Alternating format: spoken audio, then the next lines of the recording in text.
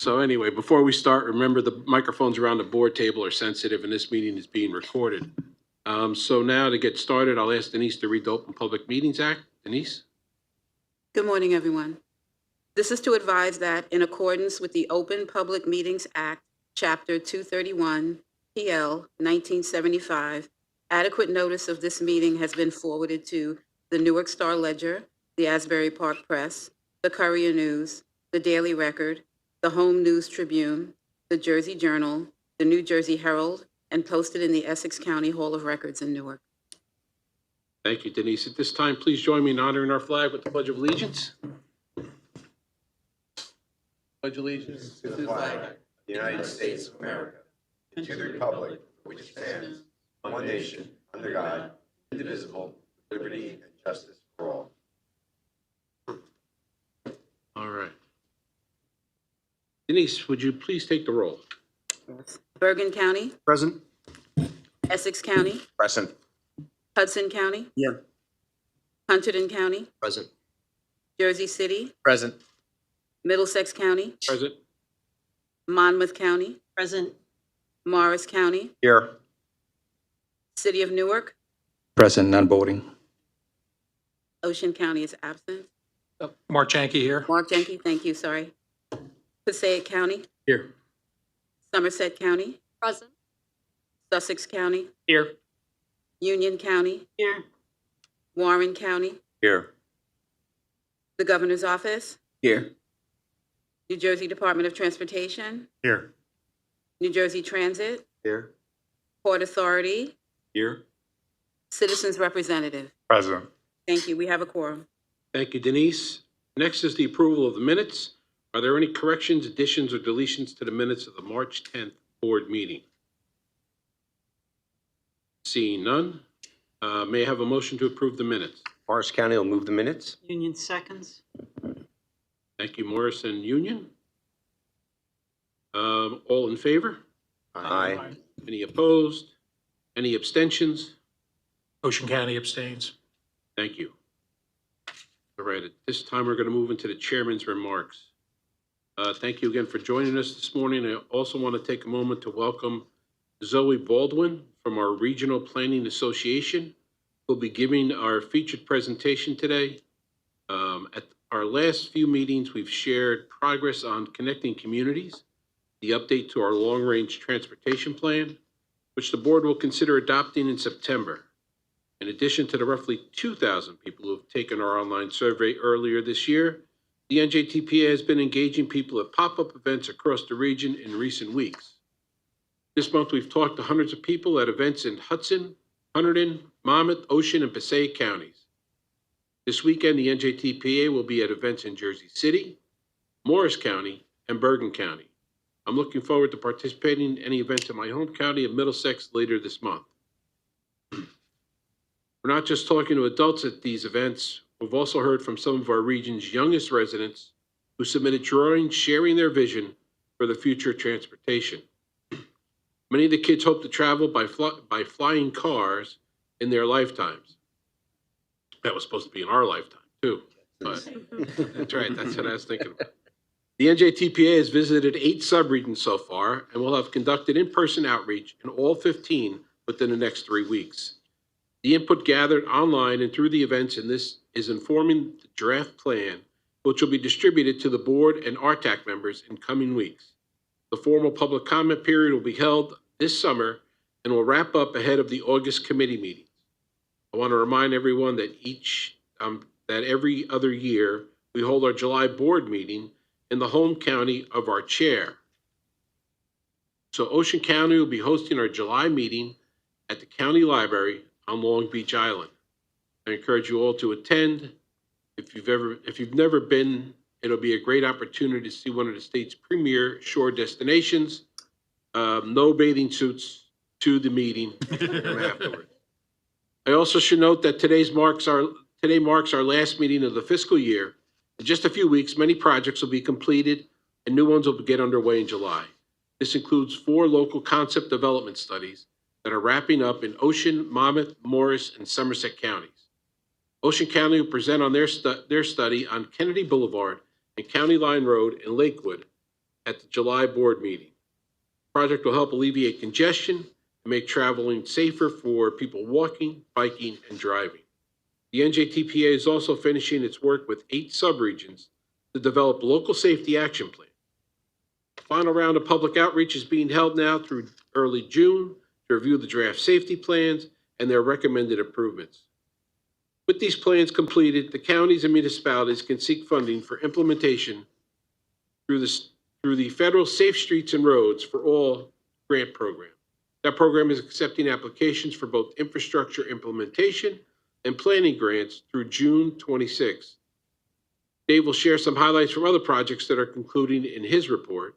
But before I wrap up, I also want to share that the NJTPA is now accepting applications for the Local Mobility Initiatives Program, which is administered in partnership with NJ Transit. This program supports innovative shuttle bus services operated by counties and municipalities. One example of a past project is the Long Beach Island Shuttle Service. Long Beach Township received funding to operate the shuttle for 3 years, and after using the grant, has been able to maintain the program with municipal funding. The program can also be used to purchase vehicles. This year, eligible activities were expanded to include funding for micromobility devices like bikes, e-bikes, scooters, docking stations, and parking. I encourage subregions to take advantage of this program and to share this funding opportunity with municipalities and universities who are also eligible to apply. So at this time, that concludes the chairman's remarks. NJDOT, any remarks? Yes, recently removed the MPO planning liaison function from statewide planning to the DOT division of capital investment and program.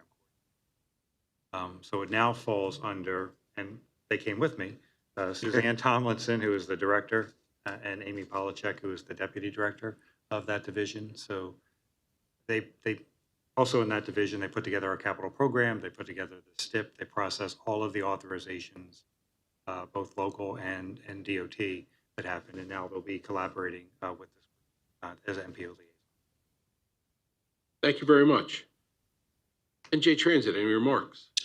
Just briefly, expect folks know, but we are looking at a situation where we may have a cessation of all rail service as early as this Friday due to a labor issue.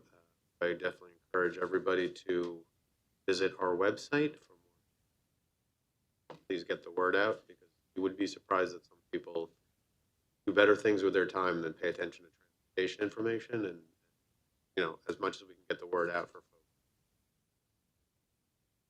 Are any of the plans, I heard this on the radio in regards to New York, but are any of the plans operating now? No, so the plan, So people get used to it? right. So we don't really have the resources to do that. So the plans, so, you know, the strike could happen as early as Friday. It doesn't have to happen Friday or some other time later. But the enhancements, and look, we can't do anything to move the volumes of people who go on the railroad on the bus, right?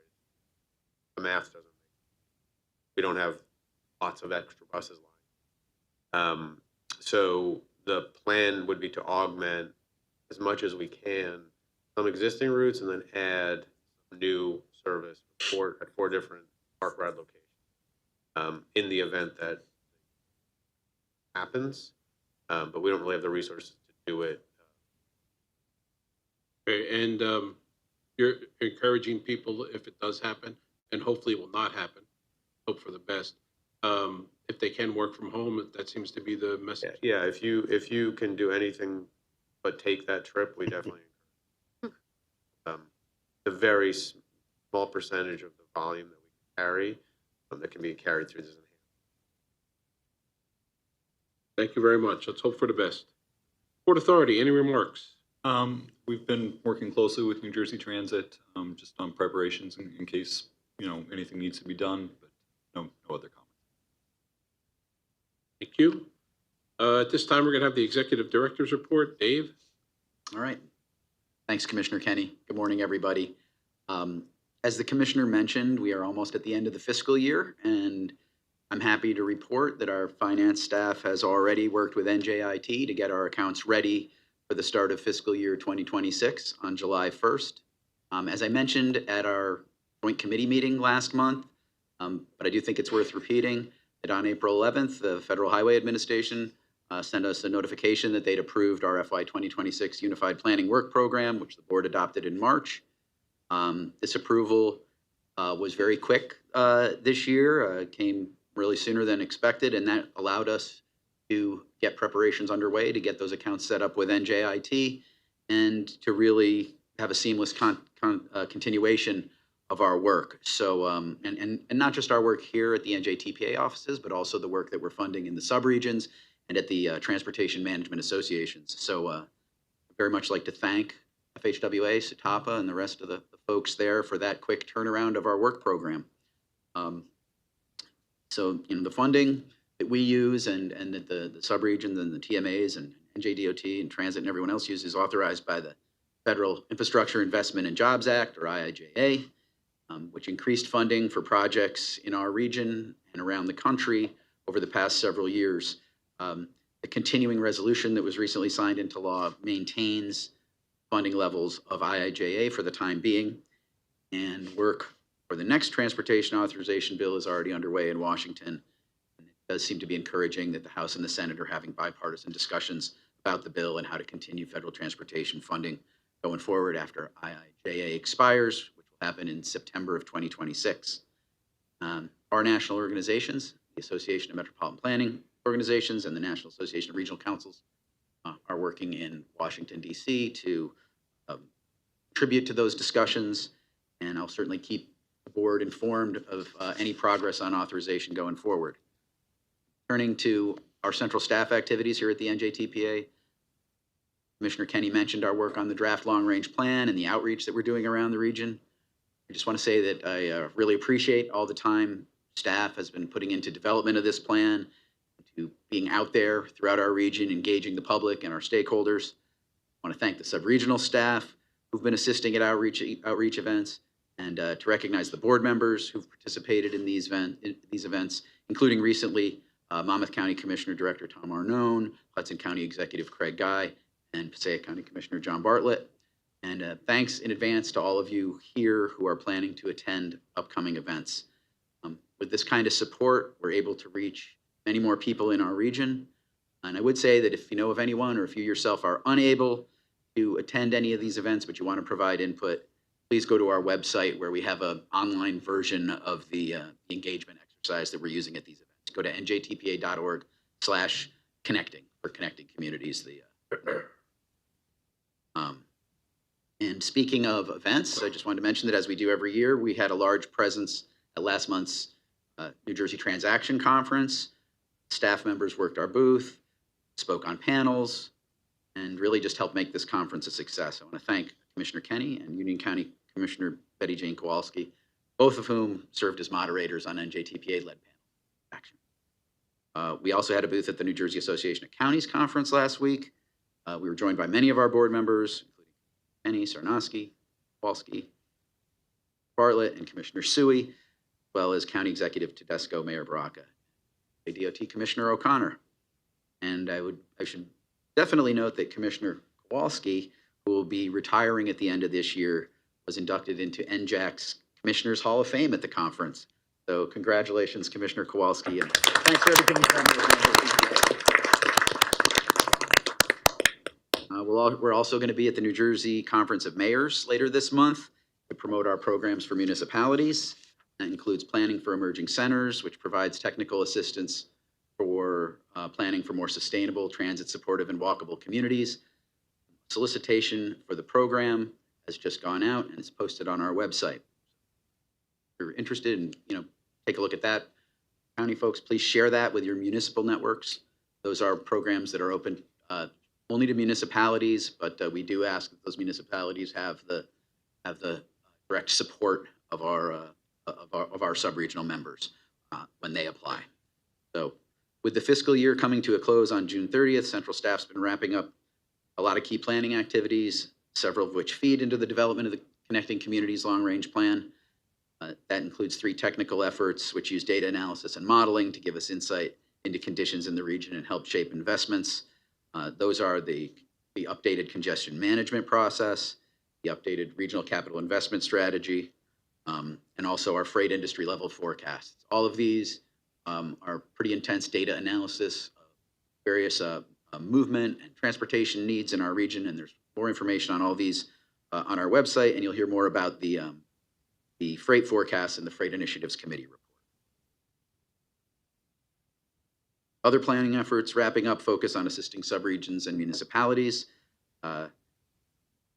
Commissioner Kenny mentioned the local safety action plans, which have successfully engaged local officials and the public in developing those plans. There's also our Vibrant Places program, which is helping Patterson, Passaic County work to design improvements to underutilized parks in South Patterson's commercial district.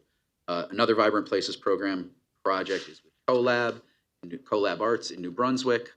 We're developing a placemaking plan to revitalize the network of underpasses that connect the city's downtown and the Esperanza neighborhood. We're also wrapping up 5 Complete Streets technical assistance projects, 4 corridor assessments that recommend various safety improvements, and a bicycle plan. As an example of what that program does, Verona Township used the program to explore ways to improve safety for people walking, biking, and driving on Linden Avenue. And that project was one of several we featured at Transaction last month. 3 NJTPA funded subregional studies are also concluding by June 30th. These subregional studies program, as you know, allows our members to explore key planning issues and often lays the groundwork for future capital projects. This round, Hudson County is finalizing its Wetz-Hudson circulation and connectivity study. Middlesex County completed 5 road safety audits, and Warren County is developing a comprehensive streets policy. Those final reports and products will be coming out shortly in the coming weeks. There's more information in the central staff highlights that were distributed to board via email before this meeting, and there'll be more information to come on our website. I do want to quickly note that this is a critical time to remind everyone about our Street Smart program and about the importance of safe driving, walking, and biking as more people are going to be out and about during the nice weather and summer months. We're going to be doing a kickoff later this month down on Long Beach Island for the summer campaign. And we also recently had a kickoff event in Teaneck, which was organized by the Easy Ride TMA and featured County Executive Tedesco as a speaker. As always, if you know of any interested communities, please let them know about Street Smart, let them know about us, and there's a lot more information on that at bstreetsmartnj.org. Before closing, it's been a long report, I know, thank you for your patience. I do have a few more announcements. The Morris Canal Working Group will have a virtual meeting on May 28th. The group, which helps advance this greenway that spans our region, meets twice a year to get updates on events, funding sources, and project status, and to generally share information. More details on our website. Again, that's May 28th. In other trail news, Morris County is celebrating the grand opening of the Pompton Valley Rail Trail on May 29th. This project, which was funded through the NJTPA, converts 5.1 miles of former rail right-of-way into a trail connecting Connick in Morris County and Wayne in Passaic County. So it's a nice example of a multi-jurisdictional regional project. I also encourage you to take a look on the website for the latest issue of In Transition magazine, which focuses on various pedestrian safety efforts across the country. You can find that through the link on our homepage. And finally, before I close out, I do want to recognize 2 people who are joining us for their last NJTPA board meeting. First is Tom Malavasi, Hudson County, who's retiring July 1st. He's been the Hudson County alternate for the county executive for the past few years, and for many years prior to that, we worked with him in his capacity as the county engineer. So Tom, great to work with you over the years. We thank you for everything you've done for the NJTPA and wish you the best. Thank you. Thank you for your time. The second person who is attending last NJTPA board meeting is Mark Soloff, who is our Director of Communications and Public Affairs. He's retiring June 1st. He's been at the NJTPA for 32 years and worked for our predecessor agency, the North Jersey Transportation Coordinating Council, for a few years prior to that. Over the years, he's done a lot of great work on many long-range plans. He's compiled those central staff highlights that we send you. He's overseen our video and graphics design team, and really played an important part in organizing these meetings and making them happen, and many other things including a lot of work on our website and just many other things. He was one of the first people I spoke to when I walked in the door to interview for a much different job than the one I have now, but back in the year 2000. So I've known Mark for my entire tenure at the NJTPA and appreciate everything he's done. Here's Mark. He's hiding out in the back. Thank you, Mark.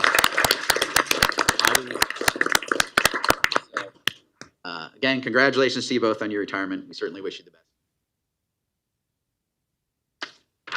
Thank you very much. Congratulations to both of you. Thank you. So at this time, we're going to move to committee reports.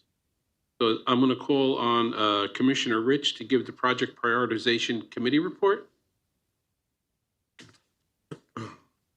Thank you, Commissioner. I'm pleased to report on the activities of the Project Prioritization Committee at the April 21st Joint Committee meeting. The committee considered 3 action items that require board approval today. The first is a minor amendment to the fiscal year 2024-2027 Transportation Improvement Program, or TIP, to add federal funds to the Route 4 Hackensack River Bridge project in Bergen County. This request is to add $35.4 million for the construction fiscal year 2025, increasing the total to $224.8 million. The additional funds will cover cost increases for accelerated bridge construction, electrical and roadway lighting, and purchasing environmental mitigation credits. Next, Chairman, is a minor amendment to the TIP to align and increase federal funds on the Route 206 Valley Road to Brown Avenue project in Somerset County. This request is to add $33.5 million for construction fiscal year 2026, increasing the total to $120.5 million. This action also realigns funding with the revised construction schedule, allocating $3 million in fiscal year 2027, $50 million in fiscal year 2028, $46 million in fiscal year 2029, and $21.5 million in fiscal year 2030. At the Joint Committee meeting, Somerset County Commissioner Sarah Sui expressed concerns over delays to the project schedule and encouraged everyone involved to complete the work as soon as possible, and I second that as I live in that area. The final item is a minor amendment to the TIP to add funds to the Landing Road Bridge project in Morris County. This project is advancing with state funding rather than federal funding, but is subject to the same procedures for TIP revisions. This request is for the addition of $18 million for construction in fiscal year 2025, increasing the total to $40 million. Cost increases are due to additional night work and flagging needed to accommodate New Jersey Transit rail operations, as well as the incorporation of several significant structural design features, including a lane for left turns, a shared user shoulder for bicyclists, and a Lake Hopatcong wall restoration. This concludes the Project Prioritizations Committee report. Thank you. Thank you, Commissioner Rich. So we have 3 action items from the Project Prioritization Committee on today's agenda. The first is a minor amendment to the FY 2024-2027 TIP to add federal funds to the Route 4 Hackensack River Bridge project in Bergen County. I understand Bergen would like to make a motion on this item. Bergen County makes a motion to move the item. Thank you very much. Hudson, Hudson, second. thank you very much. Any comments from the board members? Any comments from the public? Any comments, Ted, anybody by phone? No one's joining by phone. Perfect. Denise, would you please call the roll? Yes. Bergen County, Yes. Essex County. Yes. Hudson County. Yes. Hunterdon County. Yes. Jersey City. Yes. Middlesex County. Yes. Monmouth County. Yes. Morris County. Yes. Ocean County. Yes. Passaic County. Yes. Somerset County. Yes. Sussex County. Yes. Union County. Yes. Warren County. Yes. The Governor's Office. Yes. NJDOT. Yes. New Jersey Transit. Yes. Port Authority. Yes.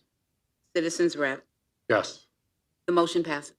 Thank you, Denise. The second item is a minor amendment to the FY 24-27 TIP to align and increase federal funds on the Route 206 Valley Road to Brown Avenue project in Somerset County. I understand Essex County would like to move this item. Essex moves. Thank you very much. Sussex, will you second? Sussex seconds. Thank you very much. Any comments from the board members on this item? Any comments from the public? So Denise, would you please take the roll? Yes. Bergen County. Yes. Essex County. Yes. Hudson County. Yes. Hunterdon County. Yes. Jersey City. Yes. Middlesex County. Yes. Monmouth County. Yes. Morris County, Yes. Ocean County, Yes. Passaic County, Yes. Somerset County, Yes. Sussex County, Yes. Union County, Yes. Warren County, Yes. the Governor's Office, Yes. NJDOT, Yes. New Jersey Transit, Yes. Port Authority, Yes. Citizens Representative. Yes. The motion passes. Thank you, Denise. The last item we have is a minor amendment to the tip to add funds to the Landing Road Bridge Project in Morris County. I understand Morris County would like to move this item. Yes, Morris County moves. Thank you very much. Union County, will you second? Yes, we second from Union. Thank you very much. Any comments from the board members? Any comments from the public? Denise, would you take the roll? Yes. Bergen County, Yes. Essex County, Yes. Hudson County, Yes. Hunterdon County, Yes. Jersey City, Yes. Middlesex County, Yes. Monmouth County, Yes. Morris County, Yes. Ocean County, Yes. Passaic County, Yes. Somerset County, Yes. Sussex County, Yes. Union County, Yes. Warren County, Yes. Governor's Office, Yes. NJDOT, Yes. New Jersey Transit, Yes. Port Authority, Yes. Citizens Representative. Yes. The motion passes. Thank you. Thank you, Denise. At this time, we're going to have the Commissioner Betty Jane Kowalski will give us the Planning and Economic Development Committee report. Commissioner Kowalski? Thank you, Vice Chairman. It's my pleasure to report on the activities of the Planning and Economic Development Committee's April meeting. The meeting featured a presentation by Will Irving, an associate professor of practice who leads the Rutgers Economic Advisory Service. He presented an economic and demographic outlook forecast related to the long-range plan, warning of a potentially challenging economic period for New Jersey over the next 2 years before a return to modest long-term growth.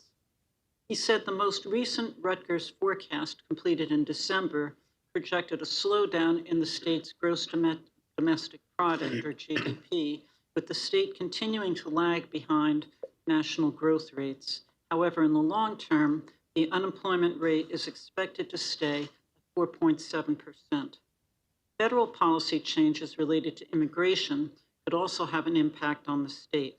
He noted that while New Jersey has experienced significant domestic outmigration over the past 2 decades, averaging about 50,000 people annually, international migration to the state has offset this loss, preventing population decline. A decline in international migration would slow population growth. He said it's a particularly challenging time to provide economic forecasts with so much in flux. The next forecast, expected in late June, will incorporate revisions to the 2024 data and the first quarter of 2025 data. Central staff also briefed the committees on several projects, including progress on developing local safety action plans for 8 counties. Staff also shared that a significant update about our progress in meeting regional performance measures is available on the NJTPA website. That concludes the Planning and Economic Development Committee report. Thank you, Mr. Vice Chair. Thank you, Commissioner Kowalski. At this time, we're going to have the Freight Initiatives report with Commissioner Stephen Shaw going to present it. Commissioner? Thank you, Mr. Vice Chairman. I'm pleased to report on the April 21st Freight Initiatives Committee meeting.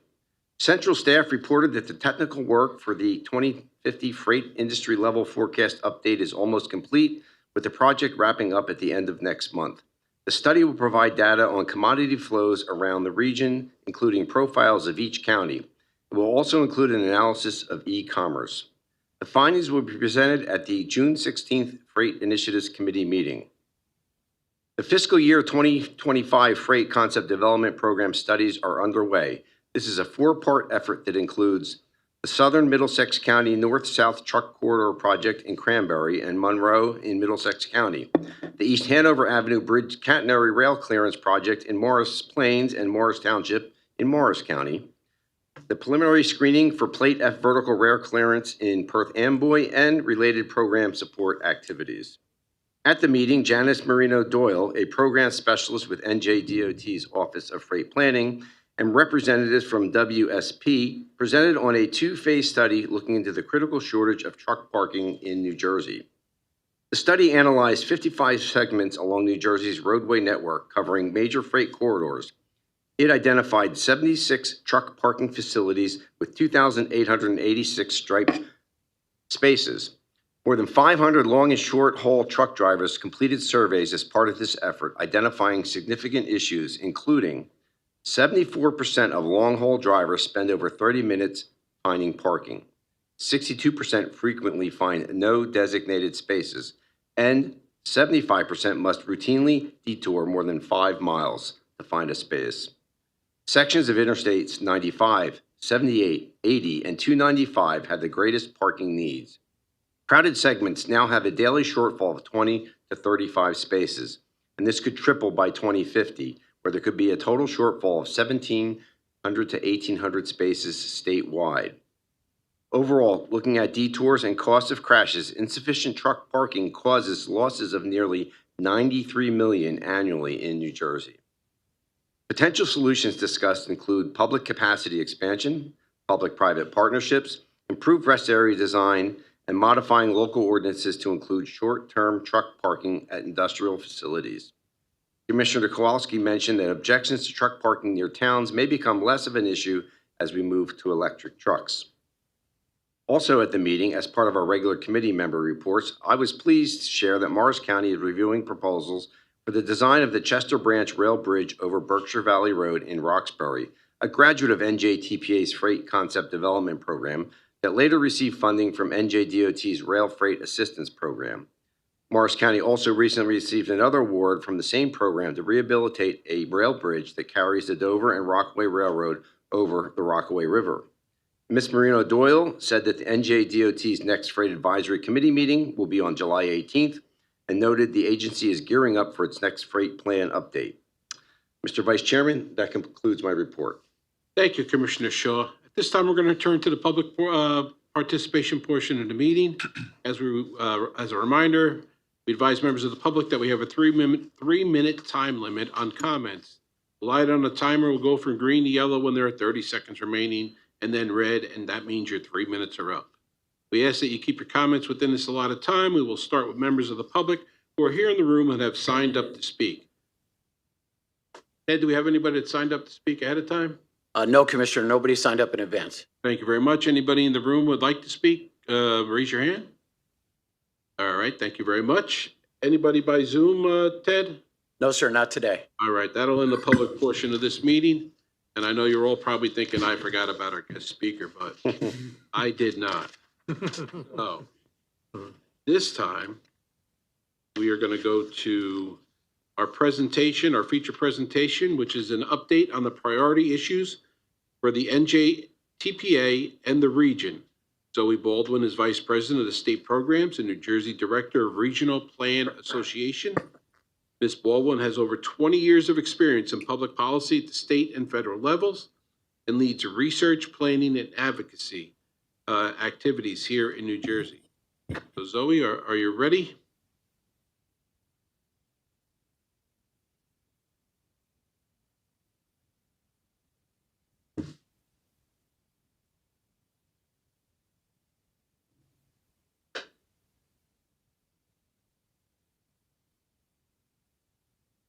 All right. Good afternoon or morning. It's morning. Morning. One of those days. Happy Monday. So I'm Zoe Baldwin, Vice President for State Programs at the Regional Plan Association. And I guess a good place to start is a little bit about who we are. We're the nation's oldest metropolitan research, planning, and advocacy organization. And we work in New York, New Jersey, and Connecticut. On the map right here is kind of our research area. Obviously, our policy extends statewide. But broadly, we work to improve the region's economic health, environmental resilience, mobility, and quality of life. And so we're 100 years old. And so what we do is we specialize in looking way down the road and then helping cities, agencies, and advocates get there step by step. And so we were founded in 1922, and we've basically spent the past century researching and analyzing the built environment and making recommendations for long-term projects and policies. These are our main research areas: land use, transportation, housing, good governance, and the environment. And again, we work to enact the policies kind of in these and make sure our systems are working. And again, the common thread is systems here, the systems that we live inside of every day and how those systems either support or undermine our well-being. So since 1929, we've released 4 long-range plans to guide the growth and development of the region. These plans have led to the establishment of some of the region's most significant infrastructure, open space, and economic development projects, including the George Washington Bridge, Gateway National Park, and even the Hudson-Bergen Light Rail. We, of course, wanted it to go to Bergen. But the most recent one was released in 2017, and that guides a lot of the work that we do today, which is why I'm so excited to say this is probably familiar to most people in this room, but the Gateway project is finally in construction and advancing. And I can't express how important this is. And I'd like to share, so RPA actually just released a fantastic report outlining the economic promise that the full Gateway program is going to bring to the region. And so what that means is not just the construction, which is a lot of the time when we talk about projects, we're talking about jobs and immediate impacts because of that. But the long-term through 2060 impact of this is going to be about $230 billion in economic activity for the tri-state area and $170 billion nationwide in its first 15 years of operation, so 2045 to 2060. And construction alone is projected to generate about $43 billion of that. And so this is also going to support about 24,000 jobs each year in the region and 46,000 jobs nationally through construction, labor, increased demand for goods and services, and labor market access. And it's going to be great to highlight these benefits like these in addition to the clear commuter benefits, because anyone who has been at the mercy of the Portal Bridge on an ornery day can tell you the cost of this inefficiency is massive. And as we've really been experiencing lately, this is a really fragile system. We had the summer of hell last year. We have a looming strike now, and I feel like we have not in a very long time been reminded of just how critical this system is. And so, the tunnels are over 110 years old. And if one of them goes down, we lose 75% of our peak capacity. And that basically shuts down the region. And then financially, a partial shutdown of the tunnel, even with that without full collapse, would cost the U.S. economy $16 billion over 4 years. And so a lot of that's like lost productivity, freight delays, increased car traffic from people having to drive, especially because what we're looking at now with this consistent unreliability in our system, and something that I'm very concerned about looking at the looming strike ahead, is actually mode shift. I'm very concerned that we are allowing the system to get to a level of unreliability where people who do have the choice won't choose transit. And so that's something that we really need to think about. We have a slightly different ecosystem here than we do in New York. When you're talking about strap hangers and you're talking about MTA, where you have a very broad spectrum of the populace dependent on transit. Here we have more people that are dependent on it or reliant on it for their commutes, but not for every day. And that really changes ownership and dedication to the system. And so we need to make sure that we have everyone in this room and the people that rely on the system, your constituents, really focused on making sure that the state continues to invest, because this is going to be a problem. And Gateway is more than just one project, and we'll get to that in a second. But for those of you who may still be cynics, I hope none of you are, we ran, I want to say it was 2021, we did a report that looked at 4 different scenarios of varying levels of work from home and return to office. And it showed that under every single one of those scenarios, we need this capacity. So beyond the delays, we are growing and our population is wanting to get to the city by transit. And so this really isn't about restoring service. It's about preparing for the growth that we already have. And so, just common sense, you got to build ahead of need, not after it or not behind it, right? So what are we building? Because again, I want to reference, a lot of people use shorthand, they say the Gateway Tunnel. And the tunnel is a great project. We're very excited, it's very necessary. But the full Gateway program has major supporting projects. Many of them are underway, including the Portal Bridge. but it's all of these bridges, stations, loops, and yards that actually make the whole system more resilient and get us where we need to go. We need that full panoply of projects to get the economic system and capacity benefits, like the one-seat ride for the River Line. But there's some good news for a change. We're actually making some real progress. Historic federal funding is in place for phase 1, and construction has started on both sides of the river on the Hudson Yards components, Portal Bridge, and of course, the tunnel itself. And after more than a decade since the death of ARC, Gateway isn't just a plan, it's actually in motion. And so we although need to remember that we had shovels in the ground last time. And so just assuming that because this thing is going along, that it's going to keep going along, especially in our current climate, I think that it's a little bit of a danger zone. We need to keep our advocacy going, and we need to make sure that we continue to have the supports that are going to advance this project. So I'm going to address the elephant in the room. As good a place as any to get ahead of some of the questions I assume some of you are going to have on Gateway and just broader federal funding issues that folks in this room are probably aware of. And so I actually want to start by flagging something that I think most people don't think of top of mind, but I've been kind of in the weeds on this at the federal and state levels for a couple of decades. And so if you really look at what our trends are doing in terms of the relationship between the federal and the state government, we've actually been seeing a long-term functional shift away from a more federalist-led structure, right? We're leaving the primary burden of the actual policy decisions up to states. And so I would actually argue that, this is very apparent in the last, 100 or so days. But this shift has actually been going on for a really long time. Look at offshore wind development. Everywhere in the world, that was a federally led project, a nationally led project. And here we left it up to states. And that's a really emblematic vision or understanding of kind of functionally where we're going. It hasn't been a stated change. But if you really drill down into what's going on right now, the majority of what the federal government does is they provide some funding, and that's even before the Trump administration. Anyone working in procurement knows that there's been a little bit of jockeying for how your project gets prioritized if you have less federal component towards it. And other than that, they offer some financing and incentives for like good decisions, air quotes. As opposed to true national policy initiatives or implementation frameworks, right? So what that means is in context of IIJA, everyone loved reading off these big top-line federal numbers and then, kind of relating it to the New Deal, but the two couldn't kind of be different or more different, right? So for transportation, IIJA kind of just plussed up our existing capital programs and, through the formula funds. And so it basically accelerated all of your existing programs, for better or for worse, on the local level. I'm sure a lot of you realize we got a lot of paving because there's no design in paving. You can kind of roll it out quickly and your constituents feel it.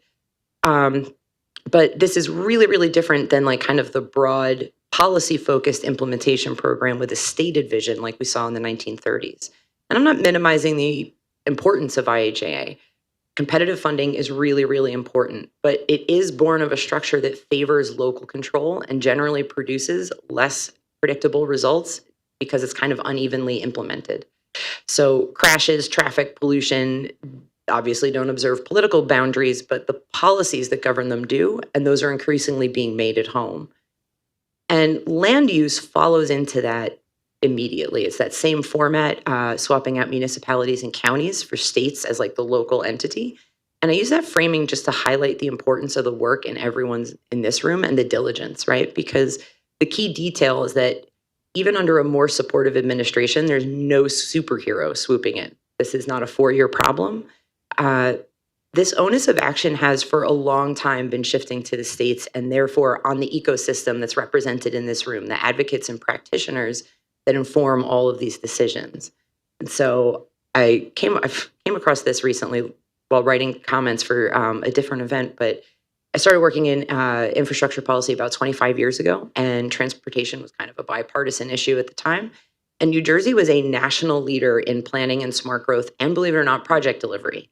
People used to compare MTA and say, man, I wish they could build like NJ Transit does.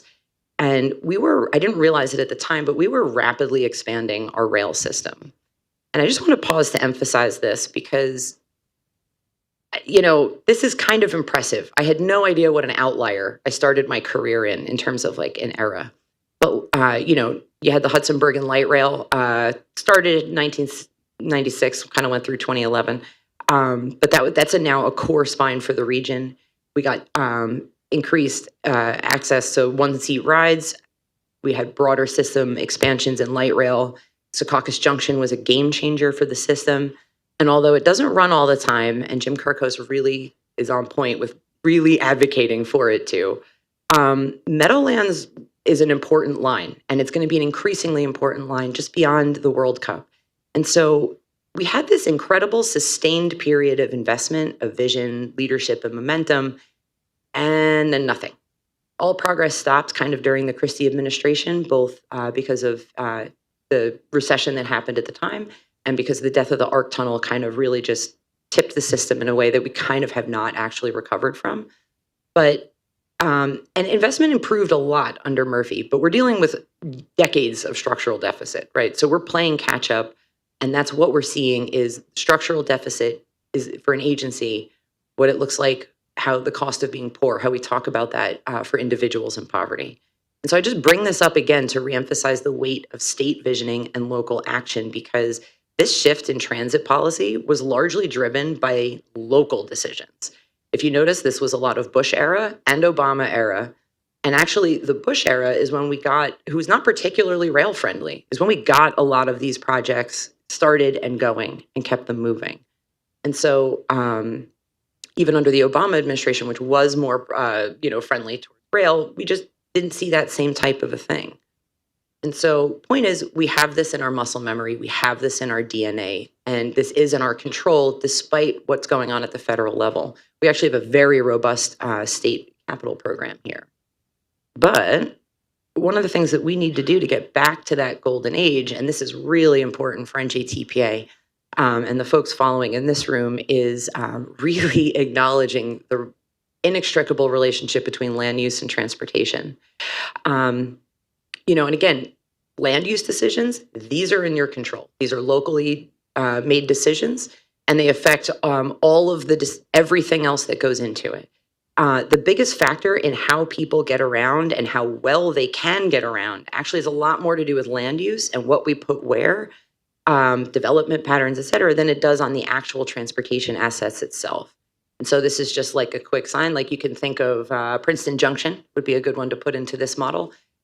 Surrounded by giant surface parking lots. They're doing a bunch of development there now, but this was just a generic graphic we had put together for a recent report to show that. And so as this graphic shows, there are dramatically different emissions and resource intensities between the type of land use growth that, between sprawl, transit-oriented development. And so here what you have is our existing growth pattern. If we keep on trend and don't pay more attention to infill and transit-oriented development, and then what that could look like if we actually did make smart, thoughtful decisions about making our system more efficient for both businesses and people, right? The other thing that's worth mentioning here is that the TOD model is actually very good for taxpayers and for local budgets, in addition to the more, better environment, active lifestyle. This type of definition means that every dollar spent on infrastructure investment helps more constituents per square foot. So like every mile of pipe, pavement, or rail impacts a higher percentage of your residents. And that's just good finance, especially in a state that is almost paralyzed by our property tax discussions. So everyone likes demanding that there's transit, that transit should be more efficient and roads be less congested. And then we're making land use decisions at the local level that do not support any of these improvements. And we really need to be much more intentional about these relationships. And so, as you can see, the higher density also allows for more efficient land use, reducing per unit construction costs, and encourages communities of scale.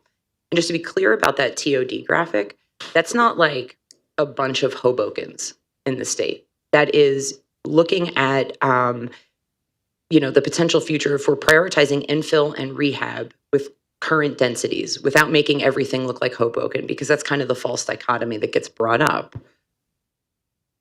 So speaking of false dichotomies, I just wanted to kind of just re-emphasize here that smart growth is really context sensitive.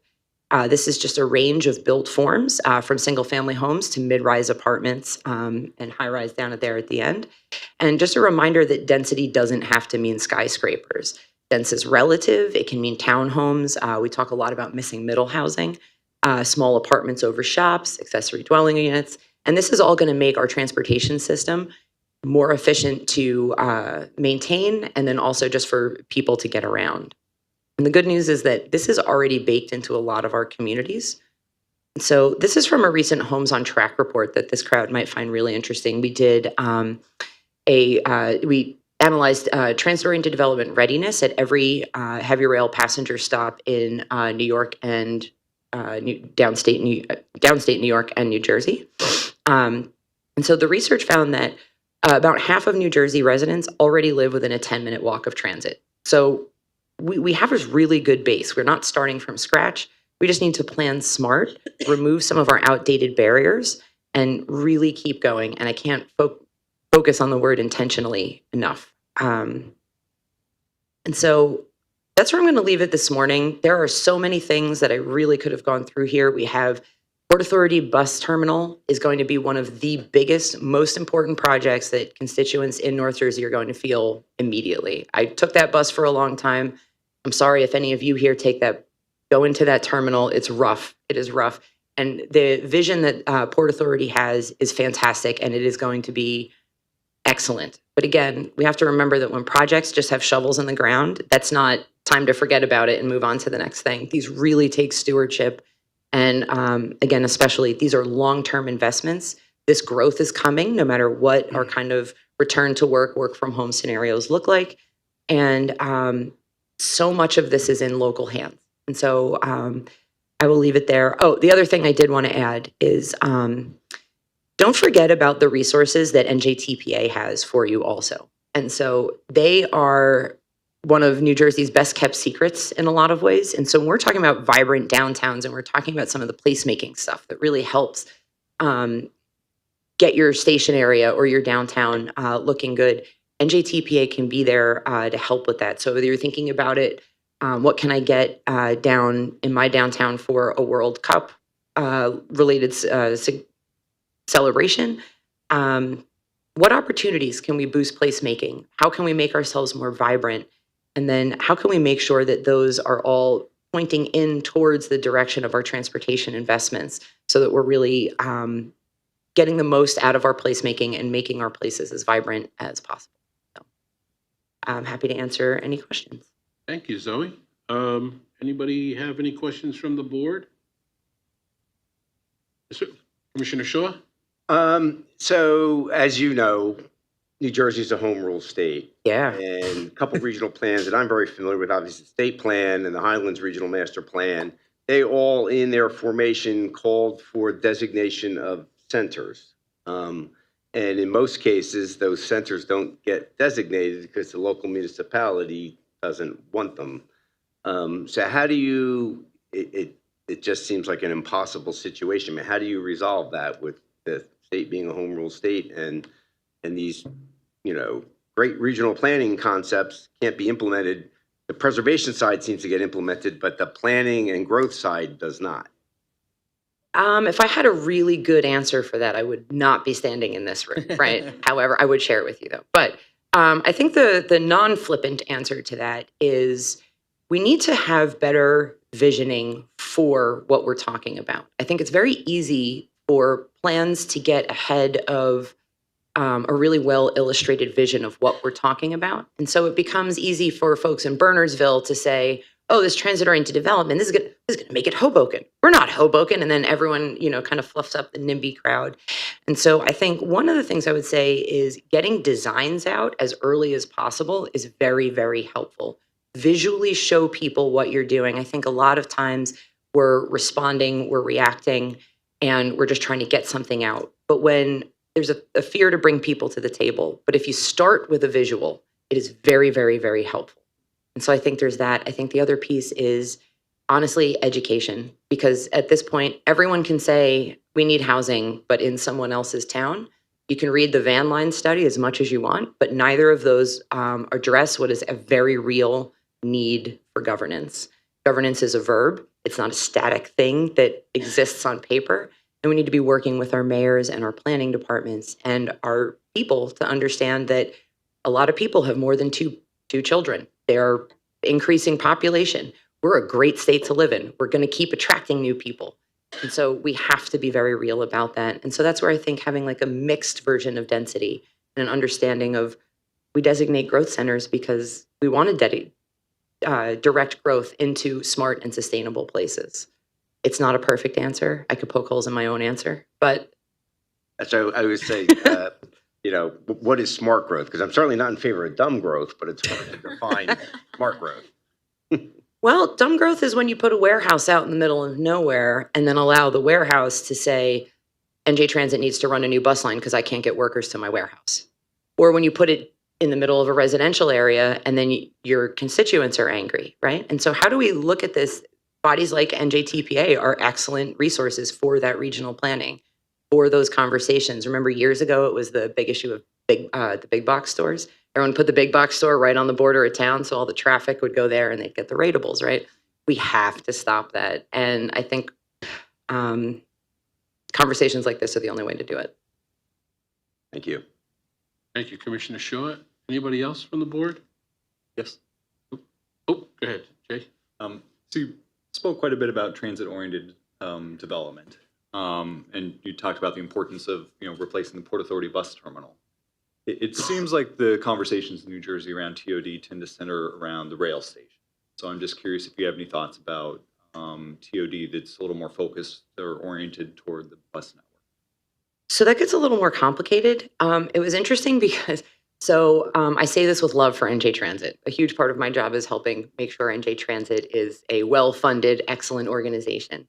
But because of the structural deficits, they have trouble with data. And that's just a fact of an underfunded agency. And so when the Aspire regulations came out, they actually did cite like high-frequency bus stops should be eligible for this type of benefit. And there's this whole behind-the-scenes back and forth about, well, give us a list of the high-frequency bus stops in the transit network, and we don't have them because bus A changes a little bit more frequently. Rail is called fixed rail for a reason. And bus stop isn't a bus stop isn't a bus stop, right? So you have a few hubs where you could really do this. We actually are creating a methodology right now for this exact TOD study on the bus side. We're piloting it in Connecticut and hope to bring that to New Jersey as well. The original part was just funding rail studies, which is traditional and easier. So happy to share that with this crowd then. But we do need to be looking at bus, but we need to make sure it's meaningful bus hubs with decent headways. Otherwise, again, we're going to call it transit-oriented development. There's going to be one bus line that you're going to need 3 connections to get anywhere useful. And so I think it's a little bit of making sure that we're thinking about the nerdier, less sexy parts of transit, like data collection, and then also thinking about really prioritizing and naming those places. Thank you. Anybody else? Oh, right ahead. Hi, Zoe. I think as you astutely pointed, regional transportation doesn't stop at the Hudson River. It's not 1910, right? So yet a lot of our funding systems, agencies, mechanisms do. They don't cross the river. So has RPA or any others really taken on that conversation of how do we look at sort of regional funding to fund the kind of transit that we need? We have, and we really, really wanted to do some sort of a pilot with the World Cup. But part of this is not New Jersey's fault. We got notice of our winning of the World Cup designation like a little late in the game. But that is something that we absolutely need to be looking for. That was part of the problem of the implementation with congestion pricing. Everywhere else in the world has been implemented. All of these systems are more integrated. And so especially when we think about having World Cup or other world events like this, we're going to need to make the system easier to use. I personally was frustrated when PATH went with not Omni because now I have 2 different systems, just for those alone. And so RPA has been looking at cross compatibility. We need to be looking at this in a much more robust and meaningful way. But again, What we do is look at the long-term pieces and eventually shepherd our agencies there. I think without more people calling for it, it's going to be harder to do. Anyone else? Anybody from the public? All right, Zoe, thank you very much. Thank you so much. Appreciate it.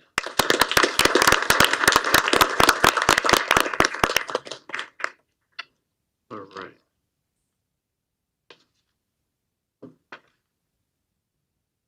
All right, so at this time, we are going to be moving to adjournment. The time and place of the next meeting, as I mentioned earlier, is going to be in Ocean County at the county library's Beach Island Branch, 217 South Central Ave in Surf City on July 14th at 10:30 a.m.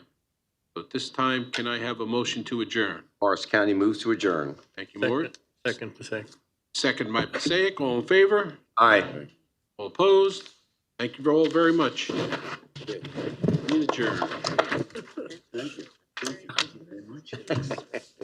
No problem. Well done, Chairman. Thank you. I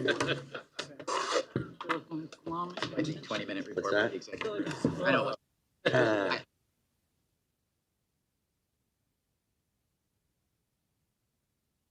Could have gone to the